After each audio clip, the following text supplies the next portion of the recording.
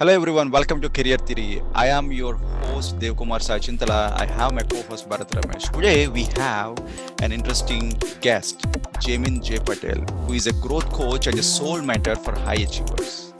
Business owners, founders, spiritual leaders, and the celebrated artists comes to Jaymin after they have explored coaching and now wanted to explore their edge and see what more is possible.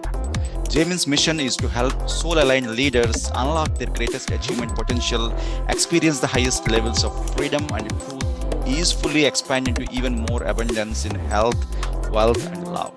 In addition to being a TEDx speaker who has delivered 500 plus paid talks and being an author of 8 books, Jaymin is highly sought after, heart driven, no fluff into coach who has been hired by powerful leaders in the spiritual and transformational communities, as well as the top leaders of corporations around the world like Kraft, Unilever, JP Morgan Chase, and Citibank.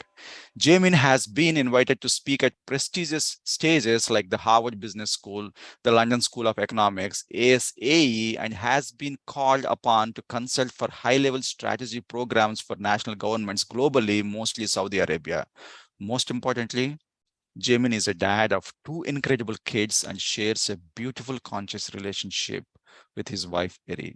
He and his family are currently living on the tropical islands of Bali, where he hosts private retreats for his clients. With that, let's invite Jamie to the show.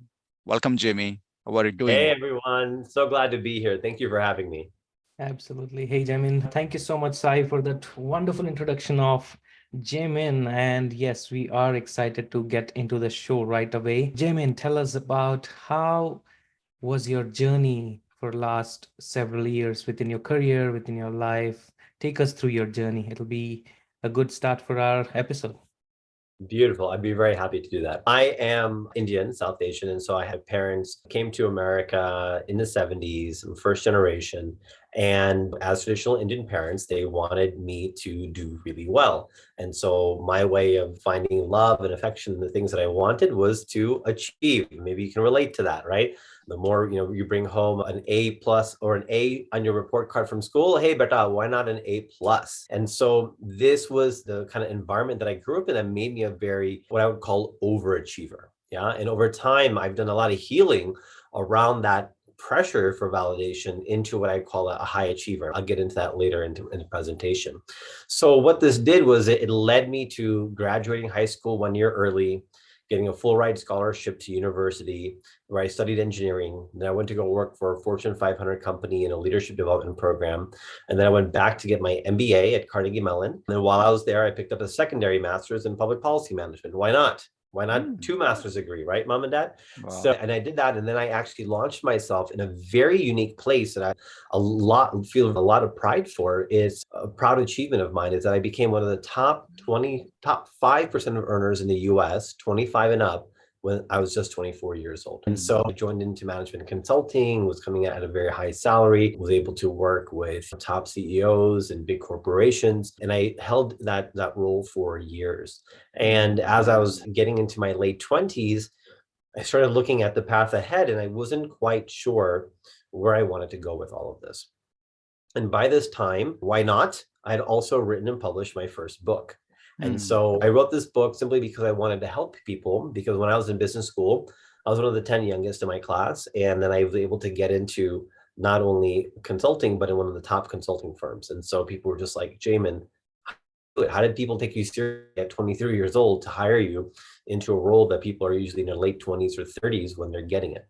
And so after thinking about it for a while, I wrote down an entire book. It is a book on networking for MBA students called How to Network Like a Rock Star. And through this process, I met somebody on a plane to change my life and started having a conversation with this person, introduced me to their business school. And they said, Jaymin, we love your book. We want to get a copy of it for every incoming MBA student. And by the way, when we give away the book, we love to have you speak at the event to inspire them to read it. And that actually launched what became my career in being a professional speaker. And so leaving consulting behind in the end of my 20s, I said, I want to be an entrepreneur. I want to do it before I'm married and have kids. I always knew I was going to have kids. And if there's ever a product to believe in, I studied entrepreneurship in business school, starting companies, but really truly taking something, you got to have a product that you really believe in. And what better product than yourself? And so I set off. And in my first year of being a speaker, I made $40,000, which is incredible and outstanding. But compared to the salary I was making in consulting, it wasn't quite the same. And so later that year, I found a coach. It was a 10K investment into this coach. It was a fourth of what I had made all year, but something in me said, invest, grow, do this, go all in. And so I did. And I ended up tripling my speaking business into a six-figure business, work with that coach for 2 more years for a total of $30,000 invested. And ultimately what that led me to is being a speaker who's made over $1 million in speaking fees alone, not including book sales, coaching, consulting. I've designed curriculum for universities. I've consulted for governments. It's been a very amazing journey. During that time, I wrote 8 books and was traveling around the world.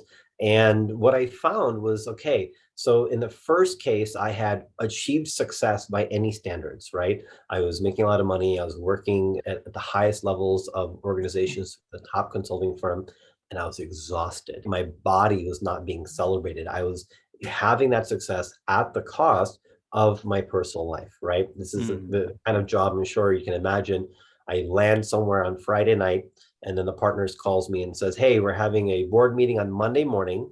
I don't want you to work on this all weekend, but we need it done by Monday. And it's 20 hours of work, right? So my entire weekend is now dedicated to my job. And while I was learning a lot and growing a lot, it was really coming at the expense of my physical health and my well-being. And I just said, okay, I'm not going to do that. In my second phase of success as an entrepreneur, as a speaker, as a coach, something most people dream about, I had not even purposely planned for this to happen, kind of road opened up for me. And what happened was that I was in a position where I had, not only was I making a lot of money, I was having a lot of time on my hands. And what ultimately happened is I successed myself into loneliness, because there wasn't other people that I could find that either had time or money. And time is one or the other. If they had a lot of money, then they were like how I was in consulting, not a lot of time at all. If they had a lot of time, then they weren't really making money. I wasn't, but this is really early. We're talking 12 years ago. So before the digital nomad thing was a very commonplace thing. And so at this point, I had achieved a new level of success. And the beautiful part that I wanted to state here is that when I left consulting to go be an entrepreneur, I actually had my parents' full support. A lot of healing happened in that moment. And they said to me, but you've been doing great your whole life. If you feel this is the right decision, we support you, which just blew my mind to have that support at that age to go do something crazy. But I had success myself into loneliness, and they were wanting me to get married and all this stuff. And I couldn't find anyone that was wanting to, that could enhance my lifestyle. Right. It was someone that wanted me to come visit them in DC and stay in DC. And they're like, okay, great. But I go around the whole world. Right. I want you to come with me. And they're like, oh, I'm a pharmacist and I can't. Or, oh, I'm a teacher and I can't. Or I'm an accountant and I can't. I had success myself into loneliness. So then came a new phase where I really got deeper into coaching. Beyond the business coaching, I got more into personal development, right? Personal growth work, men's work, kind of spiritual work. And in that place, it became very clear that one of the main things I wanted to do while I had a great lifestyle was to get married and have kids and to find this partner that would enhance my current. And in some ways, you can just say, I did a daily practice where I literally manifested this woman. And before I'd even met her or truly known what it was, I dreamt the biggest I could dream. I practiced every day on my practices to call her in. And then I met her about a year later. And, Quite interesting. yeah, it was very beautiful. And it's something that I teach a lot of my clients, because many of the people I work with are incredible. They're crushing it in business, but it's typically at the expense of their personal life. And the more that they go into dating, or the more they go into even their marriage and their children, they have a feeling that they need to spend more time working to feel worthy of the love they already have. And so they still are spending all their time in their business versus that balance. And so for me, this is one of the main things I teach is like, you can actually have exactly what you want while your business can actually enhance and increase. And so I've had people fall in love while their business doubles in my containers, which is such a beautiful thing to witness. But yeah, so I ultimately ended up getting married. Within 6 weeks of meeting this woman, I knew I was going to marry her. Started having kids right away, one after the other. We had 2 kids under 2, wasted no time. Then when our youngest was 3 months old, we started traveling. We were just living the dream life. We were traveling. We spent 6 months traveling around the US. Our goal was 50 cities in 1 year. And so we were traveling all over, then we went international. And then what happened was that we came to Bali on our around the world trip. We fell in love with Bali. And so we said, okay, this feels like a place we actually want to stay and raise kids. So we did. And we stayed here for 6 months. And then I had to go back for my speaking tour, of course, in the US. And at the end of that, we said, okay, this isn't, I don't know, why are we doing this? Let's just be in Bali. So I made it work from Bali. I was taking 36-hour flights around the world during my speaking tour and trying to get as many as I could. It was quite an interesting journey. And something unique happened when I came here. And Bali happens to be the capital of what's known as like the transformational community or the conscious community or the spiritual community. Absolutely. So in the very center of Bali is the city of Ubud. And you may have heard Ubud is like the place where you're doing yoga, tantra, breath work, shadow work, and feminine work. It all comes together. And some of the best practitioners on the planet either live there or come there to teach. So now I had the ability to really step into what was happening. And what I realized is that most people that were there were living this beautiful, free. And so even though I had this career that was very lucrative and I had my wife and kids and all this stuff, there was still a bit of a grind. They had this kind of true freedom where they could spend their entire day and I'm just like, don't you have jobs? Do you have things to do? And how are you doing this? My mind went wild. And I realized that even at that level of success, of now having the money and the family, there was this other layer that was my own personal, my ability to be with the moment and not worry about the future and how much money I was earning and what went into my 401k or my IRA and all these worries that I was holding. And I saw the freedom with which people were living. And I said, okay, this is the next level for me. So right now, after traveling through different places across the US and across the world, you like Bali and you are in the Bali and probably you are seeing yourself in the future Bali. Yeah. Is that right? Yeah, absolutely. This is a place we plan to just be forever. There's no reason that we see to leave here. There's so much richness that's available to us here. Wonderful. Yeah.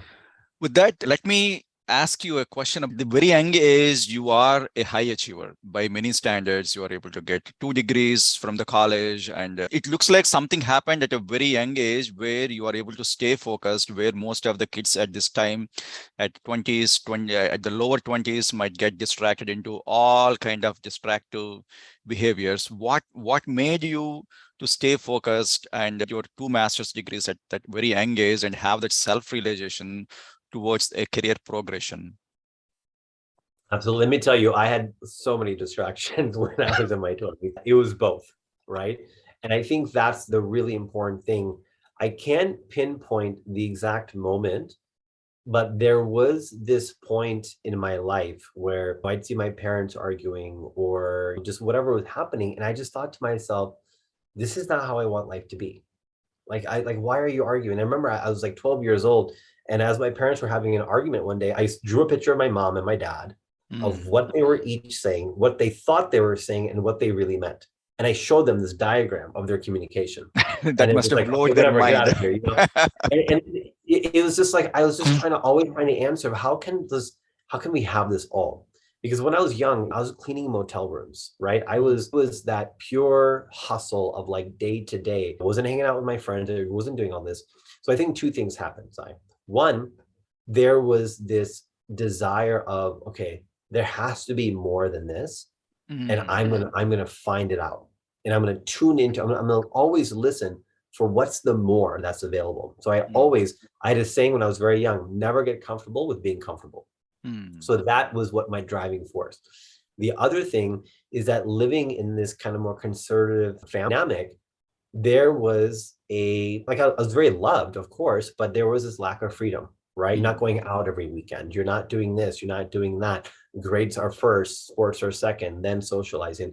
And so there was a lot of, what can I say? Like I was like a rubber band pulled back into this version. And when I began to get into my own independence, I really let that go and I wanted to see how far I could go. So one of the most important things to me is also tension, contrast. A lot of people turn away from tension, right? They turn away from that, but tension brings contrast. I love fear and anger. Wow. Because for the longest time in my life, I couldn't handle those emotions, right? I'd explode, I'd hide, I'd suppress the sadness, whatever. But now that I understand it, And I see it as a contrast to happiness, and that it makes me feel more happier to know that I have a contrast when I go back to it and I know Mm, what to do with it. So that tension has always been something that I've also really been driven for. And I think that's been another factor that's kept me going, is what's the tension here? How can I have the and when mm. everyone around me is saying, and it just was A- not a- settling for that. That was the Absolutely. Absolutely. So I know you have had a lot of experience within the realm of studying a lot, having a wonderful career. At some point, you found your purpose.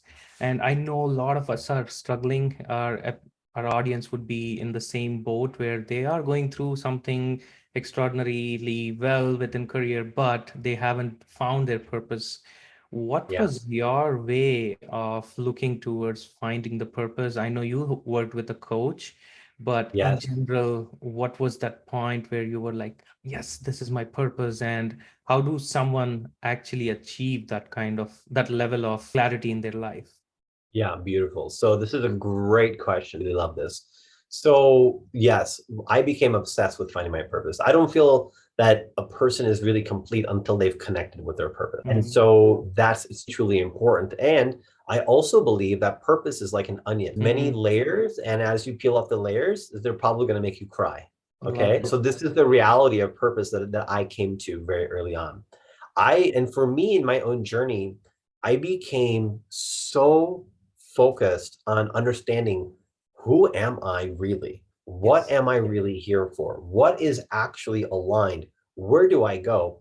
That not only did I work with a coach, I literally, Bharat, over 10 years, have worked with over 100 coaches. I've Wow. invested over $300,000 into receiving transformational coaching. That's Mm, So just let powerful. that settle in for a moment. It became my number one investment, more than like food or clothes, right? So some people, they make a ton of money, they want to go get a car, or they want, and I would be like, who's the next coach I can hire? And it Powerful. was a journey. And it was honestly, it was about 7 years in that I really found one missing piece, which I'd done like a lot of the work on my past, right? I'd done a lot of like presence, meditation, things like that.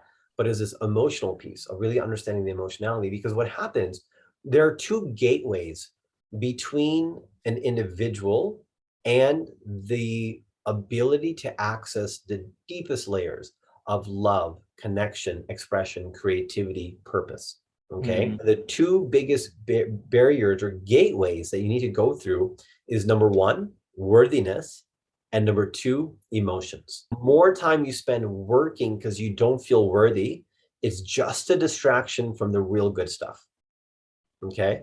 And so that's a really important thing to keep in mind, because like people who come to me, they're at a level where they realize doing more of what they've done is not going to get them a different result. They mm. need to mm, do something different. And then I tell them the thing you need to do different is you need to go into the thing that you've been avoiding, which is this worthiness piece. We're all worthy, absolutely. But through societal programming, we've been told that we're not unless we XYZ. So I help people unpack that. So that's the How would first gate. how would someone, let's say we take an example of a high achiever who is making like tons of money according to the social standards, and if they're not feeling worthy, how what are the 3 steps or the 5 step process that they should look at it to feel worthy? Is it all Yeah. internal or is it something from external? It's a combination. It's a combination, right? So one thing is that it's very individual to each person. So there's Mm, a few different ways to go at it, right? If there was one path, everybody would be like, oh, okay, great, just move the path and I'll get on the other side. But the thing is, when you enter the path, it becomes very confusing, right? Even for me, it's, oh, I thought I had this level of worthiness. Oh, and then it's this next thing, and this next thing, and this next thing. So there's a couple things. Number one is I just ask this question first and foremost, right? And this becomes very revealing. And this is a great question for everyone who's here. And the question is, how much of your present moment is a function of your past versus your future? Okay. Now, if mm, I ask most people, all right, and maybe you want to share your answers, but most people would say probably like 90-10, right? Jaymin, I only know my past. That's who's made me who I am. So 90% is my past, but I have goals, I have dreams, I have visions. So 10% is my future. So this feels pretty fair. In fact, some research has shown that most people would say about 94% and 6%. That's on average, okay? I'm actually being more kind here by saying 90-10. So the reason the worthiness becomes an issue is primarily because of that. Imagine being in a driver's seat of a car, but 90% of the time it's pulled over on the side of the road because your past is there. Only 10% of the time are you actually moving it towards where you want to go. Are you going to get anywhere fast? No. Are you going to stay in the same place? Yes. So it's really opening up someone's mind. Now imagine if instead of your present moment, what you're living right now was 90-10, what if it was 50-50? What if it was 20-80? This is the work that needs to happen. This is the work that I do. It's like taking this 10 years of everything that I've received and putting it all into one path, right? And so that's one angle. One angle is really looking at who's in the driver's seat. And if it's the past, how do we actually let it go? Because what a lot of coaches do is they'll say, okay, great. Let's do some shadow work. Let's get into your belief system. Let's go into your need of your little child. And I do all that. Do it so that eventually you can let it go. What most people do is they get such a high from doing this healing work that they stay there and they get stuck there. Most coaches will continually push them back there. So you may have realized something in your childhood has led to what's in your current reality. Yes. So the more we can, so the way I look at it is you have your present self, then you have your past self with a grip, and then you have your future self. So if you want to work on the worthiness, you actually need to release the grip of your past self and really be at peace and gratitude with it, okay? Which lets your present self now have more freedom, and you begin to move it towards your future self. And so this is the moment that you switch from an overachiever that's constantly swinging from one achievement vine to the next, hoping, praying that is going to be as exciting as the last one you got. But eventually, once you've done all the things, there's this nagging feeling, right? This nagging feeling in between. But that's where you need to go into. Go ahead. Let me ask you this. When someone achieves one achievement after another achievement, wouldn't it give them the extra strength to get even more achievements? It's like you would think so. self-fulfilling prophecy. Like when someone accomplishes 10 different things, it becomes so easy to accomplish the 11th item versus... So what else that happens? So think about it this way. So let's just flip the perspective. This is the main job I have, is just flipping people's perspective, right? So yeah, so I do 10 things. The 11th is easier for me. But guess what happens from everyone around you when you've done 10 things? Hey, what are you doing that 11th thing? How's it coming? Are you there yet? Same thing happens in relationships. Hey, you just met someone. Oh, great. Are you officially boyfriend, girlfriend, or boyfriend, whatever, right? External pressures. Well, you've been dating for so long. Do you have a toothbrush at their place? Are you moving in? Why aren't you engaged yet? Okay, when's your marriage? We just, as a society, we think this is love. We think, hey, I want you to be happy, so I'm going to push you along this journey. Same thing happens to overachievers. They have no choice because then they begin to feel lonely. If I don't make the 11th, if I don't make it look easier, if I don't make it feel easier, everyone's going to think something's wrong and I'm not actually happy. Right? So I can't let that happen. So I have to go for the next one. So there's a game that we all play, and this is a game of achievement. And the work that I do is to just help people open their minds to the game of fulfillment. Because once you switch over, and this is very hard to go through worthiness to get here, right? And the other gate, which we'll talk about the other gate in a moment.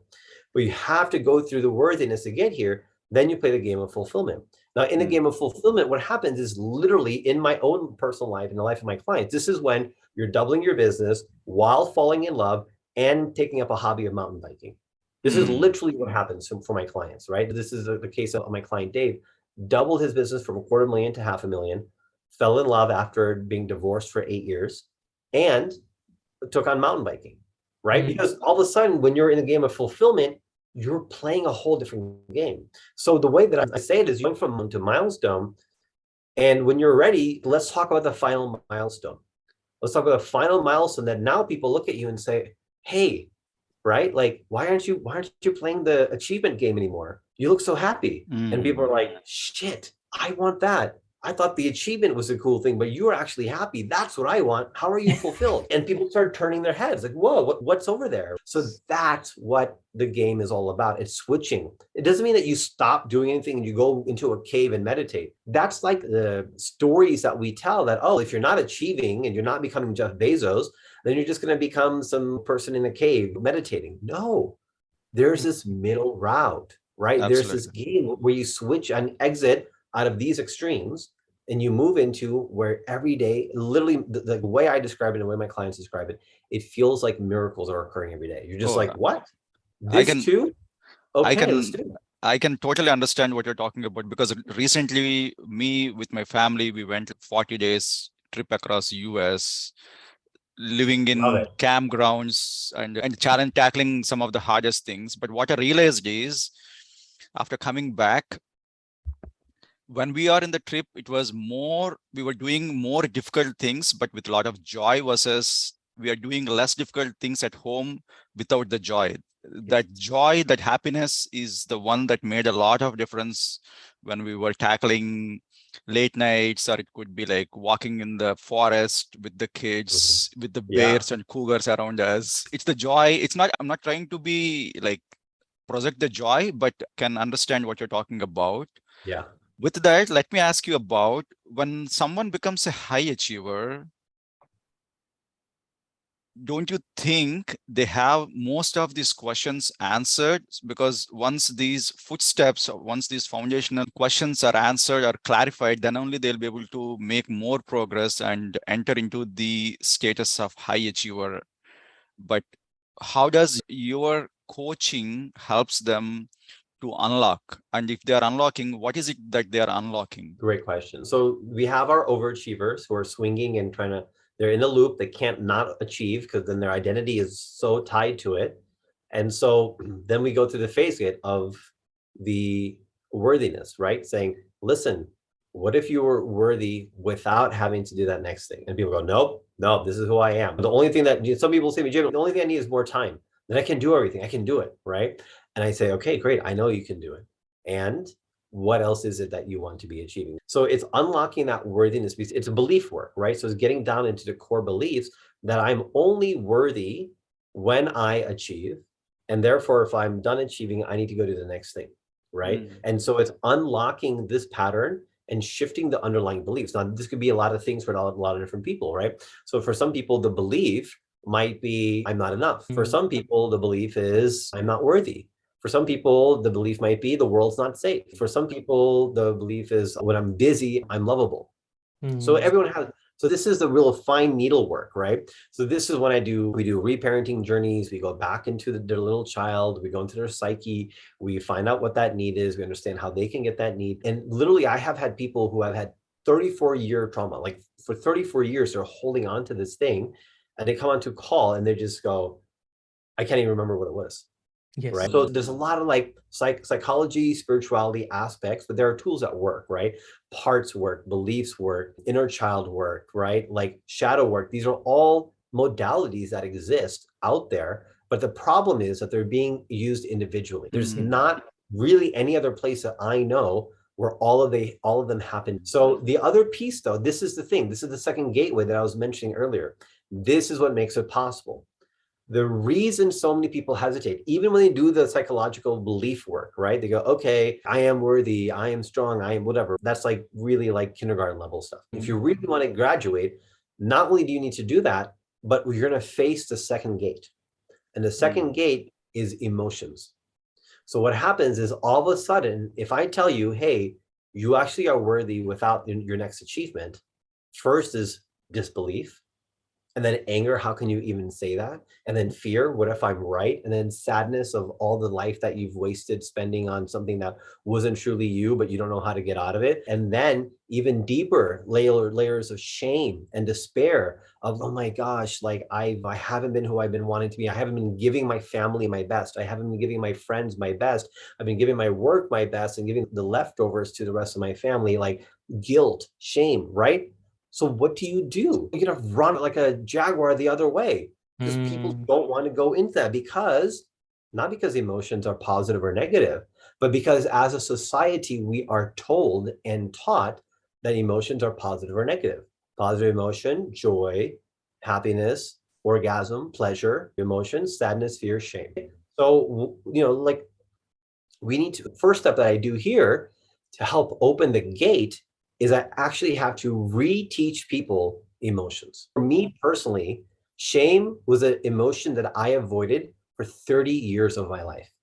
3 decades, right? Most, 3 decades of yeah. my life. Why? But why? Why did I avoid shame? Because I was taught and socially programmed by my family, by my society, by media, that when shame comes up, you hide it, you turn red and whatever, and we don't talk about it. And then something shifted for me where I realized through receiving so much coaching and doing all this deep work to find out like what is not only my purpose, but why are we here? Right? What is life about? And then realizing, wow, shame has now become my favorite emotion because Absolutely. shame, when I reorient myself to it, instead of blocking it, I receive it. It becomes an indicator in my life of where I'm out of integrity. Absolutely. It gives me the breadcrumbs to find, oh crap, I need to send this text. I need to make this call. I need to apologize. I need to wrong this thing, whatever it is, it becomes clear. So now when I feel shame, I get excited. How many people do you know who say that? Yeah, Oh my God, Yeah. shame. Yeah, it's beautiful. Let me celebrate. Something in my life has come back into integrity. absolutely. I'll give you another example, anger. What are the stories we have about anger? Well, it's not good to get angry. Go to anger management. Don't let your anger hurt someone. All of these things, right? You've probably heard the same things. So what happens when you get angry? Try to suppress it, right? And then it comes out sideways. One little thing happens, we blow up at our wives, we blow up at our husbands, we blow up at our kids, right? We don't mean to, we love them. That's where it goes when it comes out sideways. Road rage. Someone cuts us off, maybe they're on their way to the hospital. We don't know, but all of a sudden you're like, how dare you? And then we're honking and right, our rage comes out. Rage is an avenue to our power. When we suppress it, we're suppressing our power. And here's something that I'll give is that this actually, you need to separate this. Okay. Here's the thing about anger. It's absolutely okay. In fact, it's good to feel anger. I love feeling anger in front of my children, especially. I love them seeing me in my powerful rage. Okay. Very However, interesting. Very interesting. it's not okay to let your anger hurt someone. There's two different things. We have melded them together that when I'm angry, I will hurt someone. Therefore, I cannot be angry. Think about the permission I just gave you and what I just said. It's okay to feel anger, but it's not okay to let your anger hurt someone. So when I'm feeling the emotionality and I don't hide it and I say, kids, look, come, this daddy's feeling anger. Look at how I'm channeling the anger. Look at what I do. I'm modeling for them how to not suppress it and what to do about it. And it doesn't come out later. Never yelled at my kids, hit my kids. And that's from coming from an Indian background where that was the way I was raised, right? So to be able to do something for my children that wasn't done for me is one of the hugest accomplishments of my life. It's because I changed my relationship to emotions. So there's so many emotions. These are two examples, shame and anger, that are very easy to understand. But then that's the second step. That's what is missing in many of the things that I see is people will do the belief work, they'll do the shadow work, they look into that stuff. But then when it comes into emotionality, they hold back. Okay, I'm good. Thanks. I feel great. No, this is enough. Like, thanks. What is that? Avoidance of not being able to deal with the emotionality. And big, I have on my calls, people cry, people scream at me. In their deep work. And they're doing it in a group call sometimes as well. If they're not one-on-one, they do it in a group call. And it's a container that holds that. So that second gateway is what again brings people back. First, they have to go through the worthiness work. And in order to do that, the missing step is emotionality. That's the part, as I was saying, it took me 7 years until that final piece came in. When I moved through that, my purpose downloaded, my understanding of the world downloaded. Everything became clear. My life just took off, right? Even more so than it had before. Talking about One moment. I think with respect to your life, which has transformed from where it was to your life where you found the purpose, there is a lot of misconception with current generation who is in their 20s, who doesn't want to invest a lot in their coaching. I know you personally invested $300,000 or plus, and I know it's never going to stop in future. How are you able to change someone's perspective who's at early 20s and help them invest in their self, love themselves, and invest in their future? Because what happens is most of the times, everyone who is investing in their life coach or their coaching, their healing is after they have hit a rock bottom in their 30s or 40s. Yeah. Yeah. How are Yeah. we going to help someone who's actually starting their career at 20s and see if they can avoid the whole experience and actually become successful and find their purpose in by the time they're 30, 35? So what is your take on that? Yeah.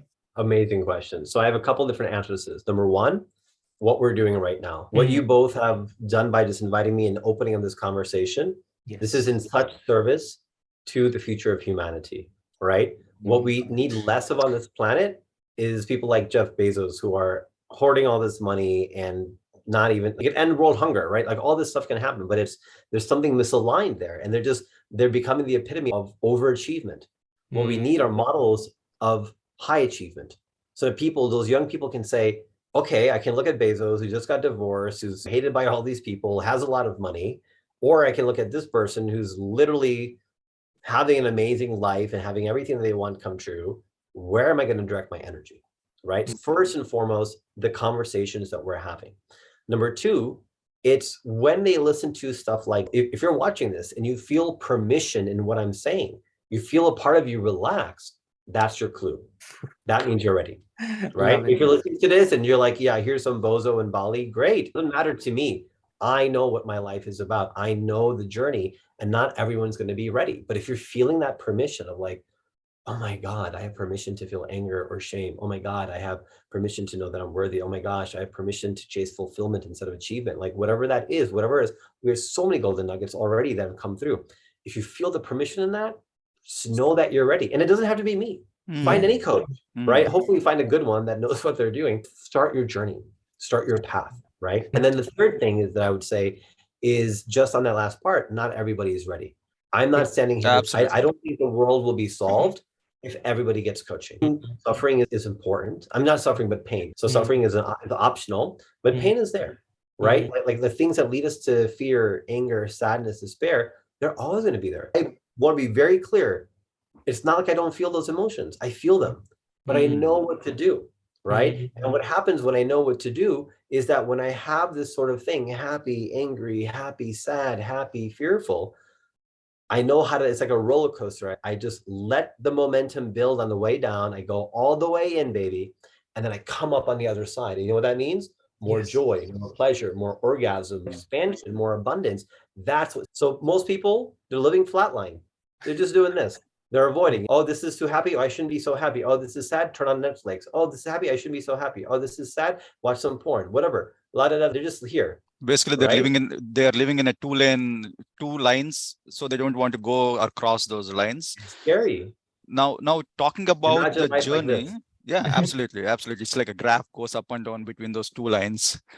Yeah. Talking about this journey uh, of self-realization or finding the purpose, once someone has a coach, how long do you think they will be able to uncover the blocks from the past so that they can go faster or more efficiently towards their future?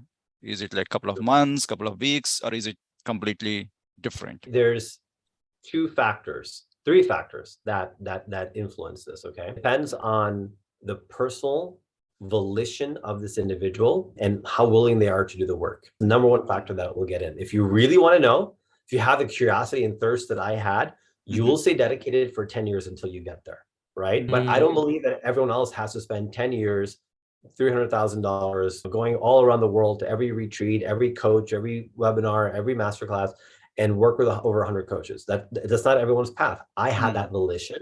And I wouldn't, as soon as I got more, I'm like, okay, we're on the trail. We want to get to the core of it. So number one, it's that individual's volition. Number two, it's the quality of the coach, right? I happen to be on the receiving end of all this amazing coaching that I put into one program in place. But there are life coaches who are 28, right? And they might have learned NLP. They might have learned belief work, right? They may have pieces of the puzzle. So you'll get pretty far, but it may not actually get you to the final like end zone, right? So you might have a journey like mine where I was picking up pieces all the way, people telling me that I was going to get the full thing, but it didn't become the full thing until I looked back at my 10 years and said, what led me to the full thing. So that's the second thing, is the quality and experience level of the coach. The third thing is the power of the container. So when you're both together, like one of my favorite, I'm a dad. So you don't, like, honestly, you don't fuck with me. Right. So if it's like you're not showing up, you're not whatever, I'm gonna get Papa Bear on you. I'm gonna give you some tough love. I'm gonna bring you in. I'm gonna rise you up. I'm gonna see your future vision. I'm gonna hold that strongly for you, and I'm gonna help you through those really rough points, because everyone will face hurdles. They want it, but they're scared shitless of it.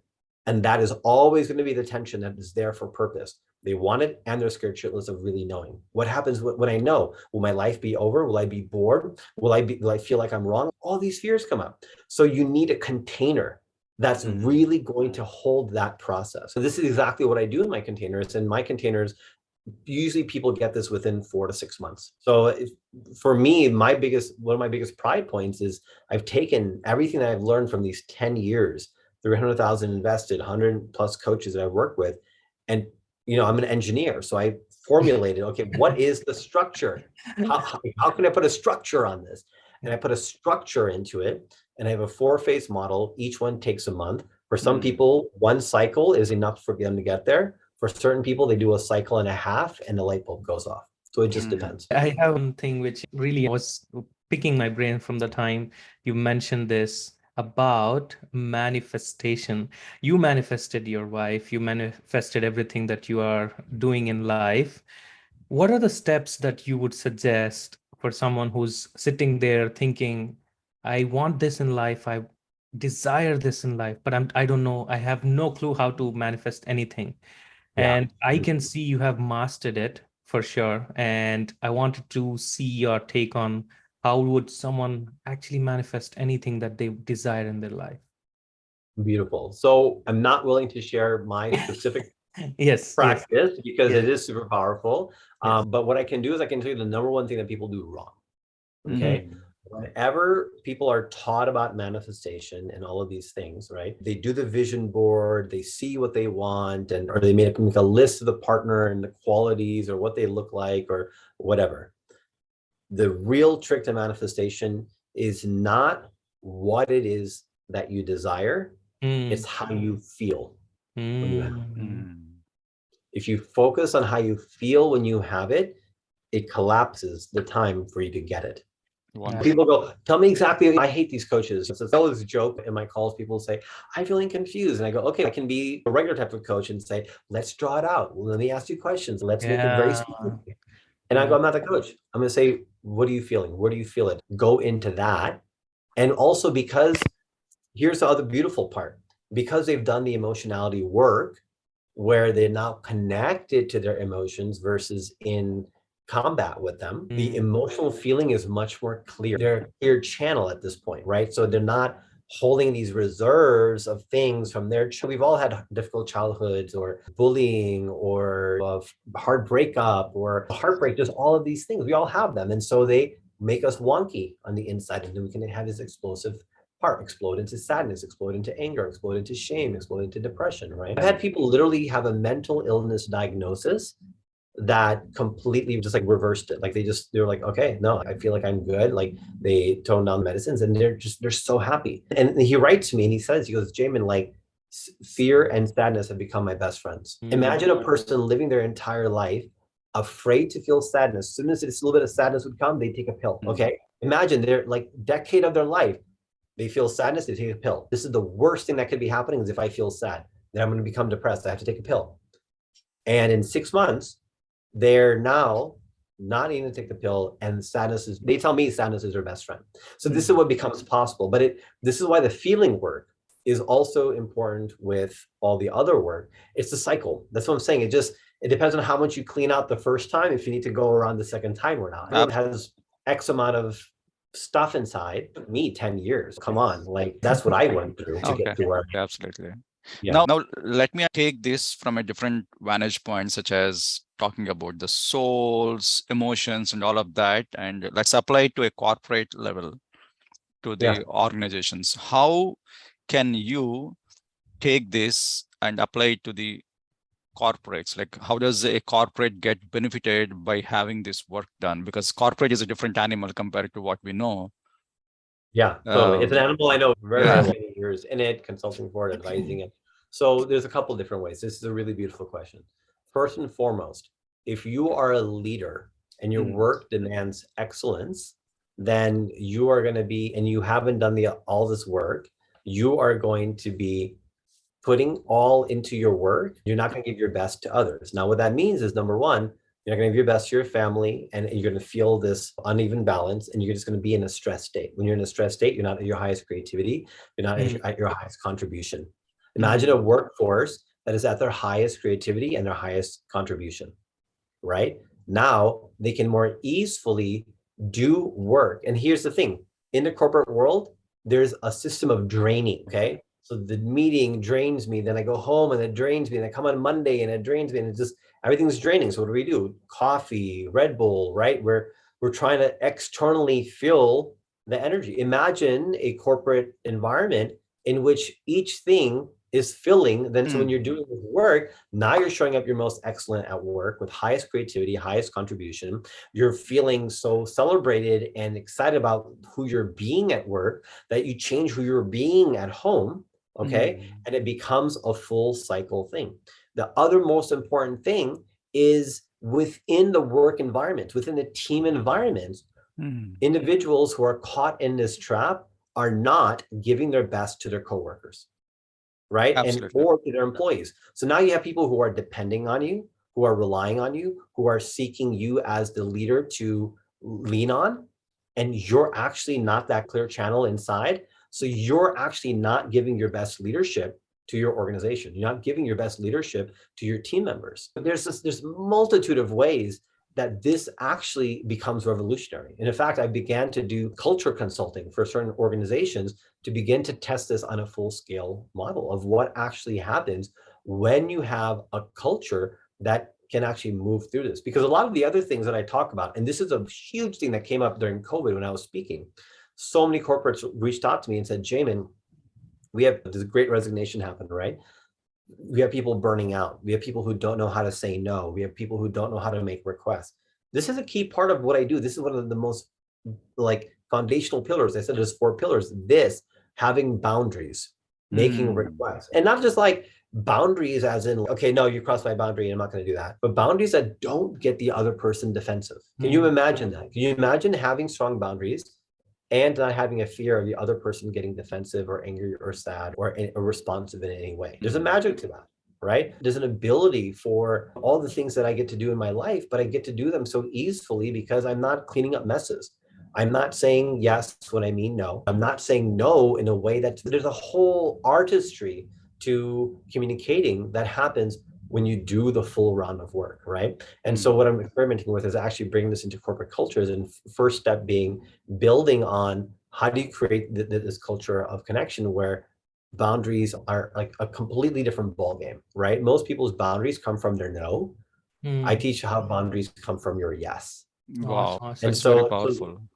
yeah, Yeah, so there's numerous applications. I can keep going on. I'll be happy to come on again in a few absolutely. months, after Mm, we see the results of this, but it's so obvious. Oh And yeah. then also you look at both recruitment and which company does the talent want to go to?